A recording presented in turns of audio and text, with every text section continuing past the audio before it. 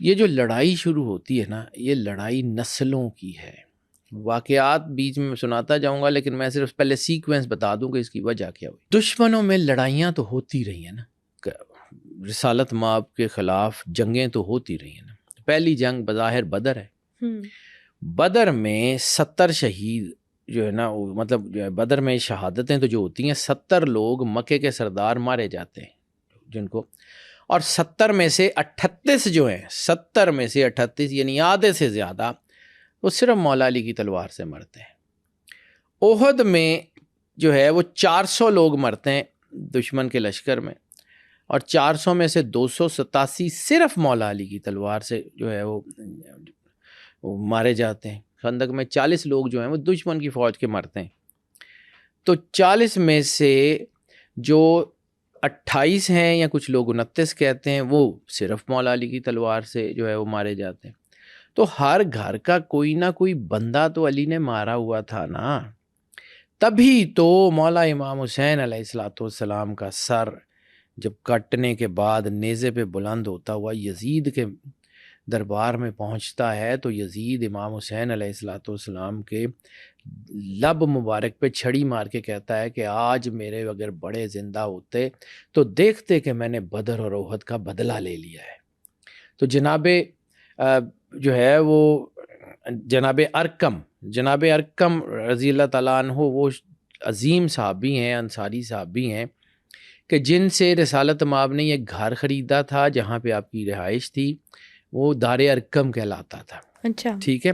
اور جناب ارقم کے جو بیٹے ہیں، مجھے ایگزیکٹلی یاد محمد بن ارقم ہے یا کچھ اور نام ہے، وہ یزید کے دربار میں موجود تھے. تو جب انہوں نے یہ دیکھا کہ یزید جو ہے وہ مولا امام حسین علیہ الصلوۃ والسلام کے لب مبارک پہ چھڑی مار کے یہ کہہ رہا ہے، تو وہ تڑپ اٹھے.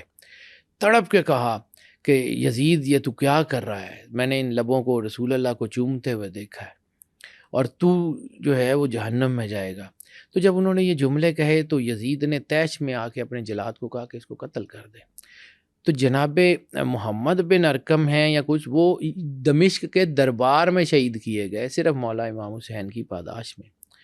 کربلا کا مائنڈ سیٹ آپ کو سمجھنے کے لیے اس دشمنی کو سمجھنا پڑے گا جو دلوں میں پختہ تھی. عرب اپنی دشمنیاں نبھانے والے لوگ تھے.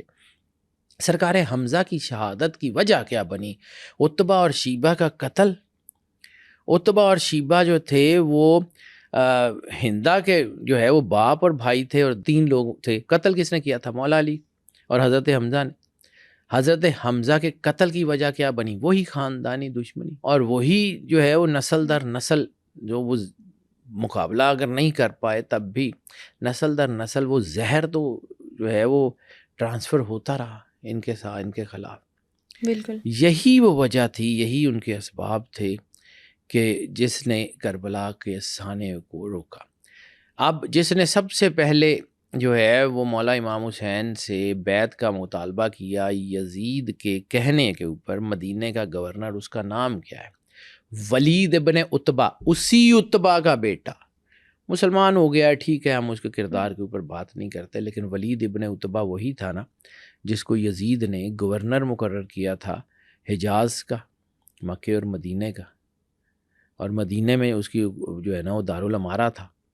اس نے امام حسین سے جو ہے وہ بیعت کی سب سے پہلے طلب کی، اور جس کے بعد امام حسین علیہ الصلوۃ والسلام نے 28 رجب کو کربلا چھوڑا. یزید کا ذاتی کردار کیسا تھا؟ یزید کا بیٹا ذاتی کردار جو ہے نا وہ یہ ہے کہ تاریخ کی بہت بڑی بڑی کتابیں جو ہیں وہ بھری پڑی ہیں کہ وہ شرابی تھا، وہ جو ہے وہ اللہ کے کیے ہوئے حلال کو حرام کرتا تھا. بلکہ آپ کو ایک امام حسین علیہ السلام کا آپ نے ذکر کر دیا، تو حالانکہ میں نے اس کا ذکر بعد میں کرنا تھا، لیکن امام حسین علیہ الصلوۃ والسلام کے ایک خطبے کا ذکر کرتا ہوں کہ جب امام حسین علیہ السلام کو ہور نے روکا تو آپ نے وہاں پہ ایک خطبہ دیا، اور وہ خطبہ جو ہے اس کے کچھ جملے، باقی تفصیل سے میں بعد میں بتاتا ہوں، لیکن وہ کچھ جملے میں نے اس پہ لکھ کے رکھے ہوئے ہیں، تو وہ میں آپ کو بتاتا ہوں کہ آپ کو جب جو ہے نا وہ یہ اپنے خطبہ دیا تو آپ نے کیا فرمایا کہ تم نہیں دیکھتے کہ اللہ کے حلال کو حرام کیا جا رہا ہے اور اللہ کے حرام کو حلال کیا جا رہا ہے اور حلال کو حرام کیا جا رہا ہے، تم نہیں دیکھتے کہ دنیا میں سے جو ہے وہ اچھائی ختم ہو گئی ہے اور اچھائی صرف اتنی باقی رہ گئی ہے کہ جیسے ایک برتن ٹوٹ جائے اور اس کے پیندے میں تھوڑا سا پانی باقی رہ جائے؟ کیا تم نہیں دیکھتے کہ اعلانیہ جو ہے وہ لوگ ممبر کے اوپر بیٹھے ہوئے ہیں جو شاعر اسلام کا مذاق اڑاتے ہیں؟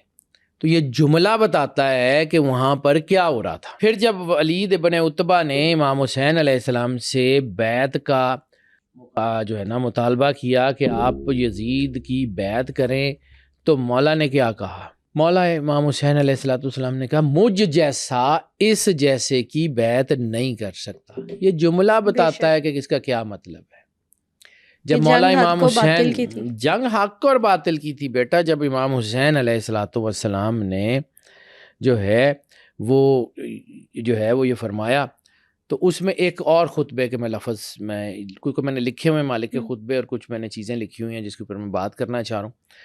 تو مولا امام حسین علیہ السلام نے جب یہ خطبہ دیا مقام بیزا پہ اور اپنے جو ہے نا وہ قیام کے مقاصد کا بیان کیا کہ میں کس وجہ سے جا رہا ہوں، تو فرمایا اے لوگو، رسالت مآب سرور انبیاء صلی اللہ علیہ وآلہ وسلم نے فرمایا کہ جس نے کسی ایسے ظالم بادشاہ کو دیکھا جو محرمات الہیہ کو حلال کرے، خدا کا عہد توڑے اور خدا اور اس کے رسول کی مخالفت کرے اور خدا کے بندوں پہ جو ہے وہ بے گناہ زیادتی کے ساتھ حکومت کرنے والا ہو، اور وہ اپنے قول اور فعل کے ساتھ اس سے بیزاری کا اظہار نہ کرے اور اس کو جو ہے وہ بظور طاقت نہ روکے، وہ شخص غیرت دینی سے عاری ہے، غیرت دینی سے عاری ہے، اور اس شخص کو اللہ اسی بادشاہ کے ساتھ دوزخ میں داخل کرے گا جو اس کے ساتھ ہو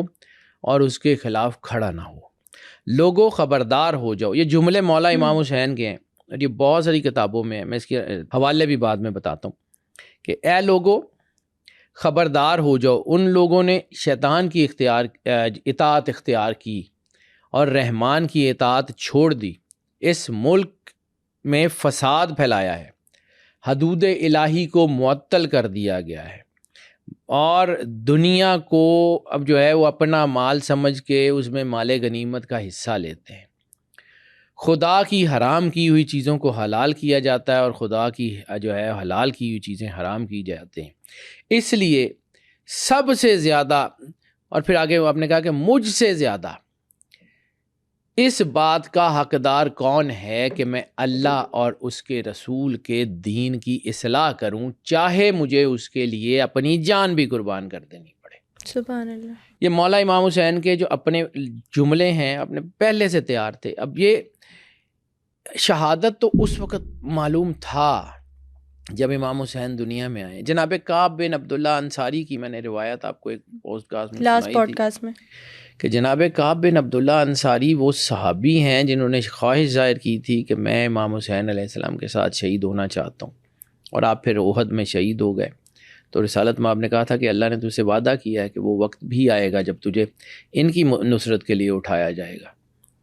تو وہ کعب بن عبداللہ انصاری کو کربلا میں لے جایا گیا تھا۔ وہ واقعہ چونکہ میں بیان کر چکا ہوں اس لیے میں اس کو دوبارہ بیان نہیں کرتا۔ اس طرح کے بہت سارے واقعات ہیں۔